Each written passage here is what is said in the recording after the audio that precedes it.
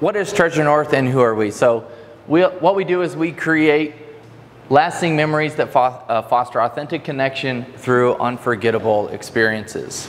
The experiences that we're talking about have been birthed out of our own passion, but also our own desires to go and travel, as well as mixed with helping relationships mend, because we have had our own story. What do we do, Lacey? So those of you guys that were here before we left, we kind of did a presentation, and you might remember we've been married for about 10 years now, and we were actually separated for about 1.5 years. We turned in divorce papers, we were going completely separate ways, and our relationship was completely dead, and that was about 7 years ago. And so when we got back together, we started going to marriage retreats, and that was kind of our thing, because for us, we have our own stories, but for me personally, I grew up with a lot of trauma, and I was in and out of foster homes a lot, with a lot of abuse, and I never even knew what on earth a relationship was supposed to be. I had no idea, and I never got past a certain point in relationships.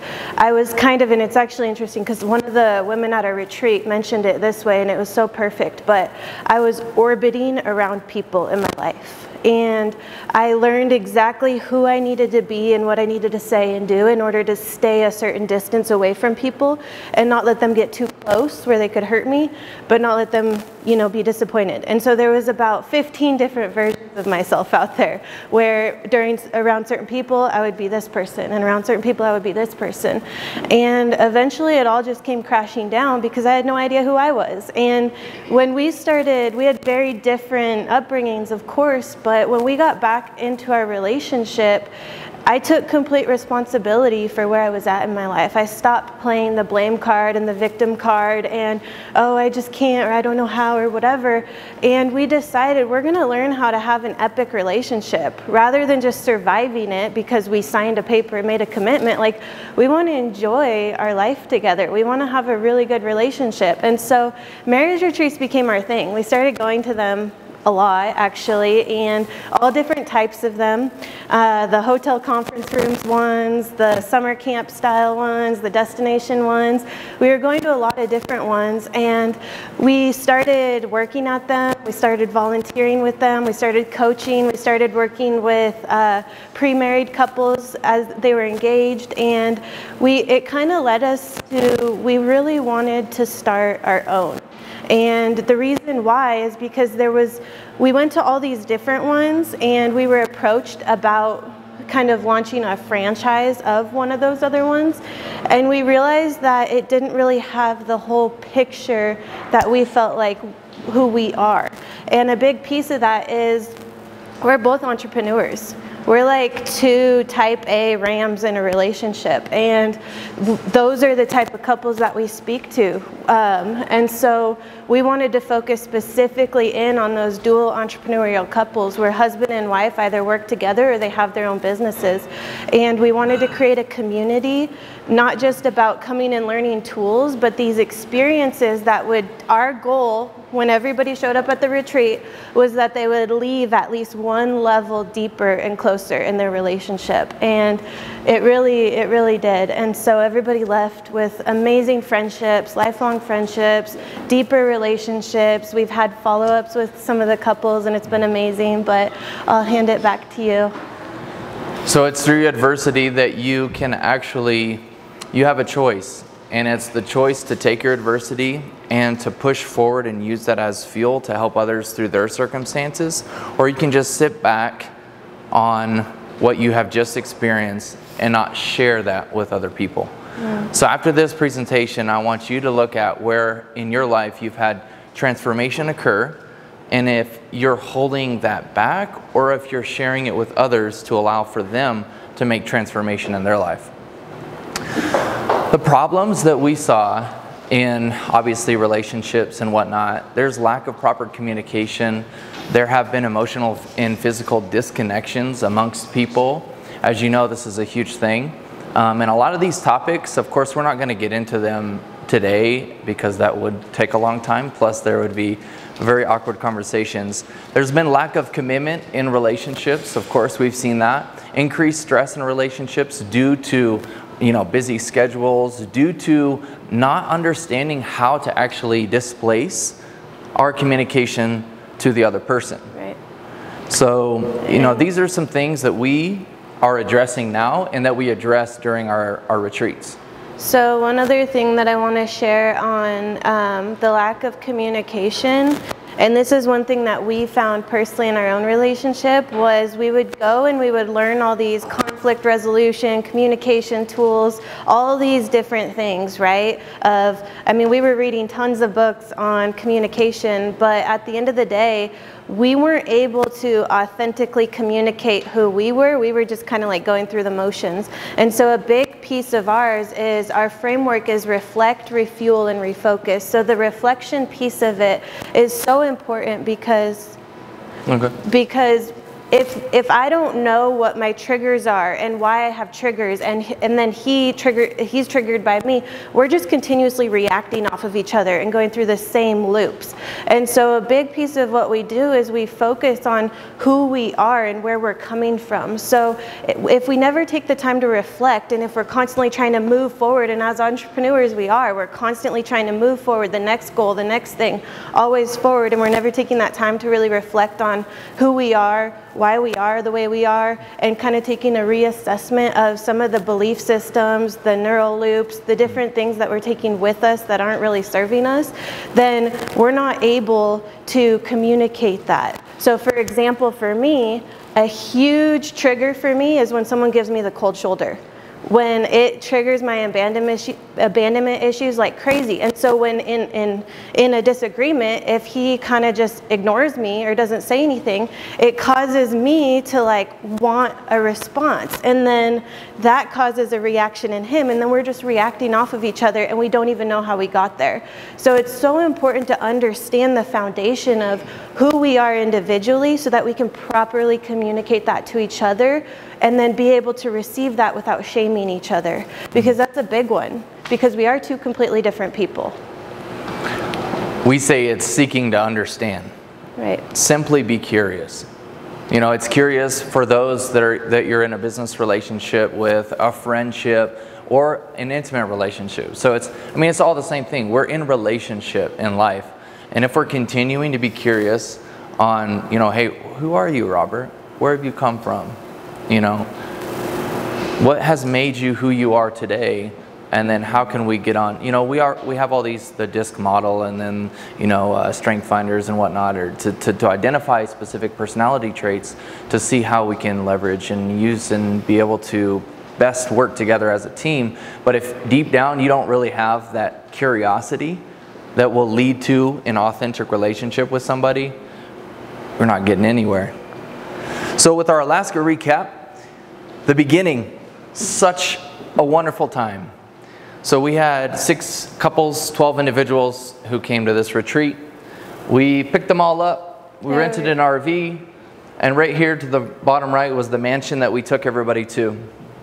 Such a wonderful time. That mansion was epic. Mm-hmm. So that was the view off the porch. It was overlooking the bay with the mountains, and the whole mansion was Peter Pan themed. So there were secret rooms, and there's secret entrances, and it was just 17,000 square foot, just like a pool, hot tub, spa. And then it overlooked, as you can tell in the background, there was mountains and the ocean. So without reflection, we will never know who we are, and we will never show up stronger for our relationships. So that's in essence what she was talking about with our reflection. We must know who we are, and then we also must know collectively who we are, and then we can take steps further. So the framework of this retreat, it was 7 days, right? Yep. And the way we set it up was the entire experience was intentionally set up to be very therapeutic in different ways. So for example, and I know we're going to go over this in just a second, but what we did was our goal was to create an environment where people could let their walls down. And so we did that through creating fun and engaging activities. We did that through creating experiences that were mentally and physically challenging for them. We did that through creating art experiences and emotional experiences, and then we had workshops mixed in. So we did a workshop every other day, and then the following day we did something that really ingrained that and implemented that into real life. As she was saying, that was the theater room we were able to do some of our workshops and things at. So these are some pictures of some awesome activities we did. So through shared activities, we began to build relationships, as you guys would know, and it's just the feedback that we had received by some of these people were like, man, it feels so good to be a kid again, you know. Yep. And I believe in it, and as adulthood, we should still continue to seek after things that are gamified, that will bring out that creative outlet, because life does get stressful, and as you know, business can too. So I want to share one thing too. So the first day we had an icebreaker activity, and we had set up a scavenger hunt in Homer, Alaska, so that they could really see and explore and experience the area. And we had it husbands versus wives to bring out their competitive edge, and it really did. But what it did was it separated them to create those relationships with other spouses, right? When we go somewhere with somebody, we typically are kind of like stuck to that person for a minute. So that was our very first activity to really start to build those relationships and open them up. But I wanted to share one thing that was so interesting. You know, everybody came in on the first day kind of with their hat on, like their metaphorical hat of like, they're all very successful business owners. So they're all kind of coming in with their different masks and different hats and like a little bit of an edge kind of thing. And there was just that third day, right? There was just this entire shift in the energy of everybody there, and it was like no one had walls up anymore. People were sharing things that they had never shared with anybody before. There was an environment created where people were able to actually, like he said, like feel like a kid again. We get so caught up, you know, going to the next goal, doing the next thing, being a parent, being a spouse, being a business owner, doing all the things that we never actually get to like be a kid and really just like experience being with each other. And that was our biggest goal. Did you have a question? Yeah. Can we say the questions toward the end? Oh, yes. If you don't mind. Sorry. So here are some of the activities. Once again, we have kayaking. We kayak to a glacier. Lacey, of course, as you know, is an artist, so we did an art experience on site, which was really cool because we were able to overlook the photo you see there, and then just really develop stronger relationships through that activity. So refueling, right? What does a refuel look like? Well, we had refueling type of tools that we did through our relational activities, that as you can see in the theater room there, and then we had some amazing actual food to refuel us. So everything was private, 5-star catered by a friend of ours who is a professional chef in San Diego.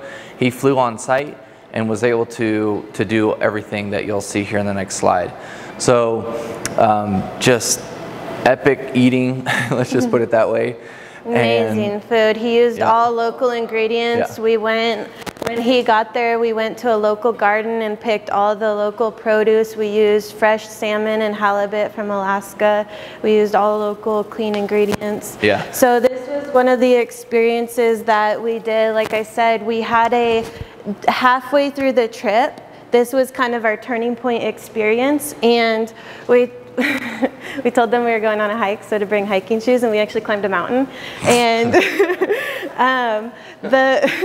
it was amazing though to see, so the things that we were learning, right, they were sharing things deeper with each other than they had ever shared before, and like within their own relationship, and kind of going to that deeper level, and then going and being able to talk while you're physically challenging yourself and being able to put those things into motion, you know, through the different experiences. We did glacier kayaking, and we kayaked to a glacier, and the husbands were all having to steer, and and that actually triggered a few of the wives, like letting them control it. The cooking class. So a lot of them, you know, they've been married 15, 20 years, and they don't cook together. Like the kitchen is, for a few of them, it was like, oh, like the kitchen is the wife's domain, and the husband's like, I don't even go in there. And so them having to like cook together and do something as a team, they were having to like work through these things and communicate on a different level while they were there. And we didn't actually really plan that. We didn't, but. No, we started to see all these object lessons while it was live, like, you know, like right before our eyes. So we're like, oh, yeah. okay, that couple has got a little thing to work on. And then I was like, that's a really good couple right there. They have healthy communication. They're patient with each other. They're able to like, you know what I mean? So you see the dynamics play out real time right in front of you. So that was able to give us good feedback. So then our next retreat, as well as the people that we're working with on a daily basis and communicating with, we can identify specific shortcomings as well as things that they're good at.